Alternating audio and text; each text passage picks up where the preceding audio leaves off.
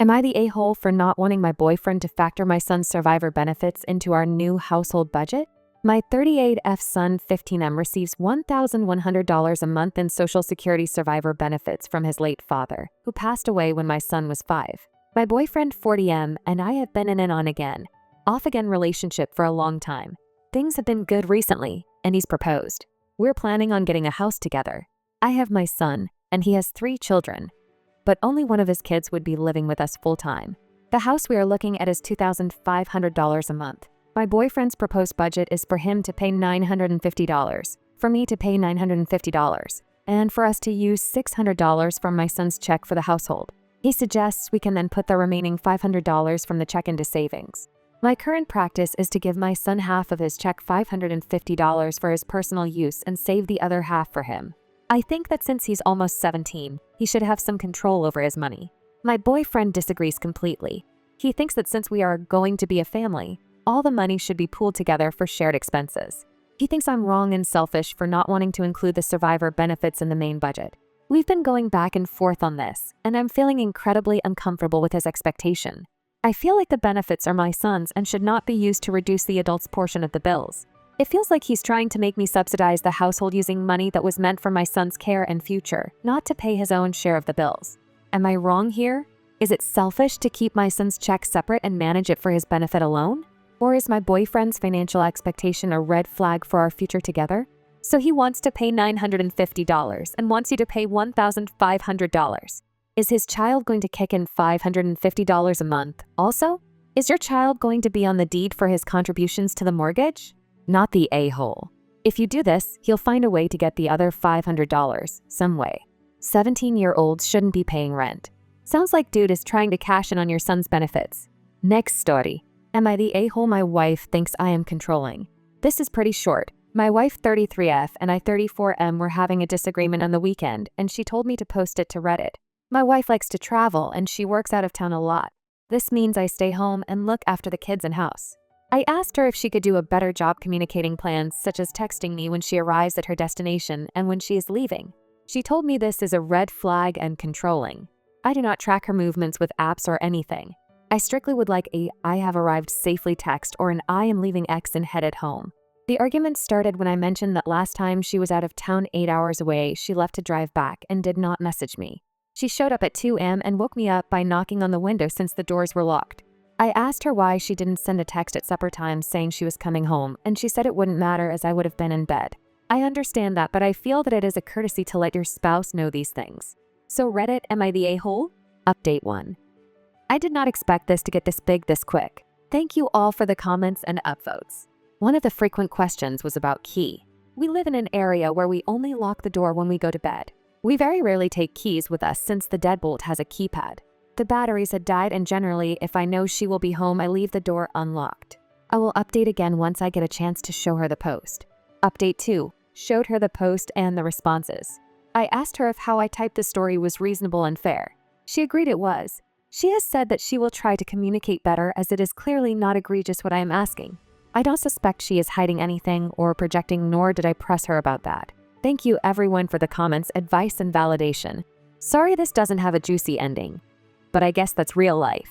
We are going to move forward in a positive way, and she is going to make a better effort to communicate. Hopefully there is no update 3. It's not controlling to request bare minimum communication. Not the a-hole. Next story. Am I the a-hole for wanting to leave my husband after my miscarriage? I 34F had been married to my husband 43M for 3 years, together 5. His 3 kids ages 18 to 21 live with us too. We've been struggling with infertility pretty much since we got married. Last year was a really rough year for us because I got laid off from my tech job, and a couple weeks later he had a stroke. During his stroke, I took on everything because he literally couldn't, and that was fine. We took a pretty major hit financially and depleted our savings and racked up quite a bit of debt. Fast forward to June this year. We'd started going to a fertility clinic. I was working full-time. My husband was doing much better and had made about a 90% recovery. But I was still doing literally everything for the house: cleaning, finances, letting the kids use my car for school and work, cooking, Etsy, and anytime I asked for help it was either dismissed or turned into an argument where he'd shut me out / give me the silent treatment, then have the audacity to expect sex later that night with no apology or accountability. I finally got pregnant late May but lost it 6 weeks later. That experience broke me. I didn't get out of bed for a week. I was in pain. I wasn't feeding myself, and I was miserable. During the roughly 4 weeks, I was out of work and just depressed. He didn't do a single thing around the house, let the dishes and laundry pile up, and basically carried on as if life was fine.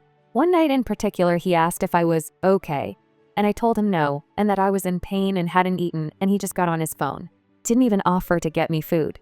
To make it worse, when I finally got up and said I'm making myself something, he asked me to make something for him too, knowing I was still bleeding and in pain. It took me a few more months before I kind of woke up from the depression of losing my baby and began seeing just how emotionally neglectful he'd really been this whole year. Not to mention the financial abuse, withholding that he was $15,000 behind on taxes and lying about having money for our vacation only to have nothing and make me max out my credit cards to cover it. So now we're filing bankruptcy on top of all this.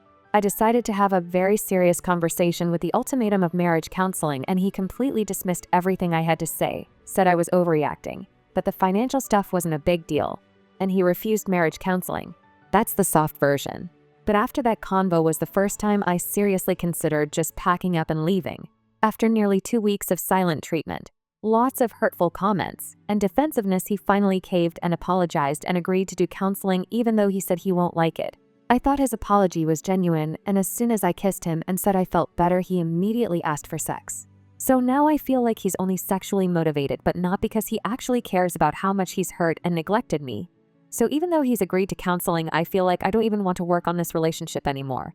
But I also feel guilty because he's a good person, goes to work every day, doesn't cheat at sea. But he's the definition of emotionally unavailable/neglectful. I've recently realized he's a dismissive avoidant for those who know about attachment theory. So, am I the a-hole for wanting to give up without trying to work on the relationship more? Next story. Would I be the a-hole if I keep siding with my grandparents and my mom's lawsuit against them?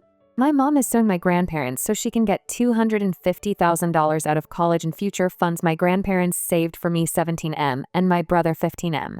They're our dad's parents. He died when we were little kids, and I guess they started saving where he couldn't. Mom got married again 4 years after Dad died. We have a step-sibling and 2 half-siblings. The reason Mom wants the money from the college and future funds is because a year ago, one of my half-siblings was diagnosed with a medical condition that can cause massive bone issues. There's a surgery that can help, but it costs a lot of money. And even with it, my half-sibling will need a wheelchair and other medical equipment for a while. My mom wants money for the wheelchair and the surgery. She asked my grandparents for the money 5 months ago, and they said no. Then she told me and my brother we needed to get the money to her. She said the rest can stay, but she needs the $250,000. We said no, and we were grounded for a month. Mom got a lawyer to try and make my grandparents give her the money. She said anything that was mine and my brother's, she had a right to decide how it was used. Their lawyer said no back. That's when Mom filed the lawsuit, and I told her she was wrong when I found out about it. Mom was pretty mad about it. But she was furious when my brother said the same thing. We haven't wanted her to do this at all. I told her the money's our grandparents, and our half-sibling isn't related to our grandparents, so why would they pay for this stuff? Mom said that might be true, but we are our half-siblings' brothers, and we should be willing to use the money for a need. She said we should be going out of our way to advocate for our little sibling. I told her it shouldn't be on us, and I told her I would always side with my grandparents in this. I told her it wasn't our fault, and it wasn't okay to force this like she is. I told her I hoped she'd lose the lawsuit, and she would never get the money from us or our grandparents. My mom has tried to get my grandparents to give in so she can drop the lawsuit. Her and her husband have told me and my brother we should be on their side and should be helping them in court, not helping our grandparents. Her husband said if we hate them all so much we should leave, and Mom told him no, but we should love our sibling enough to hand the money over. She said my brother and grandparents were only taking Dad's death out on a child by drawing a line over money that could help improve their life so much. Am I the a-hole? Your mother's the a-hole. Those funds are meant for you and your brother for college, not your step-siblings. She's also in a hole for a frivolous lawsuit against her in-laws. This post literally has me fuming. I'm sorry about your dad's passing. Can you go live with your grandparents? Opie replies, I could probably leave and not have it cause too much trouble, but it would leave my brother behind to deal with the worst of this alone. Not the a-hole. She doesn't want you to leave now because she is collecting your SS payments from your dad to prop up their finances. If you moved in with your grandparents, the checks would go to them instead. I'm sure she is worried that her other child might not get the medical care he needs, and his life will become exponentially worse. But demanding money from people not related to her child, and trying to pull it away from her children who will grow up with no support from their deceased father for all of the rest of their lives. except for financial help from his parents because it is easier than arranging a payment plan with the hospital or trying to get secondary Medicaid to help with the costs, is just sad. She should be hitting up her own family and her husband's family for any financial support, or put that energy into setting up and promoting a GoFundMe that in this situation would probably garner donations from strangers to help a child with a devastating medical diagnosis. It's unfortunate that our medical system is so broken. OP replies, people have suggested they start a GoFundMe and a few of mom's friends even said they'd donate, but she went to my grandparents and expected them to pay. She's ignoring the other options they have because she feels like it's owed or something crazy like that. I'm glad Dad couldn't leave us anything or she would have totally stolen it. Next story. Am I the a-hole because I won't drop the charges against my brother or try to defend my ex-best friend? My brother's 17M been bullying me since I 16M was 11. It started with him calling me gay slurs and mocking me for my appearance, and then when I came out it was telling me to re-out to old men so I'd at least make money being a freak. It was 3 years ago he started attacking me. He's punched me, kicked me, tried to break my hand, and all kinds of crap. 2 years ago my best friend started hanging out with my brother and we stopped being best friends. His parents asked me about it and I told them. They begged me not to give up on our friendship and they kept trying to keep him away from my brother because they knew my brother was bad news. I didn't listen. I didn't want a friend who'd be friends with someone like my brother, and we didn't talk at all for 2 years. He was in the background of everything my brother did. My parents always knew how my brother treated me. They started trying to stand up for me, but they weren't happy about me being gay either, so it was like they only did the bare minimum to try and appear like they were doing more.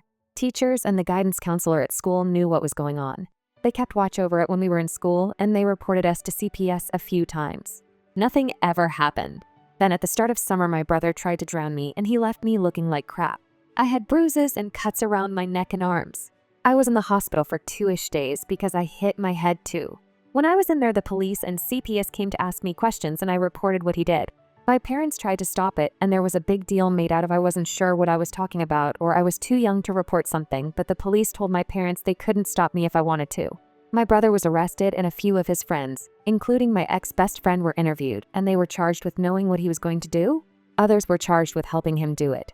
Once that happened, I didn't just have my parents on my back, but my ex-best friend's parents were begging me to speak on his behalf and say he wouldn't have ever hurt me. They wanted me to so badly get him out of the mess. My parents yell at me every day now. The only reason they haven't kicked me out is they don't want to be in legal trouble. But CPS won't remove me either. They send the 3 of us to individual therapy. I get talked to, but that's it. And I don't have any extended family who want a gay teen in their home, so I'm on my own. I feel like all I'm doing is making my own life hell, and I question why I should even fight when I know I don't have anyone who really gives a crap about me other than some friends, but they can't help me.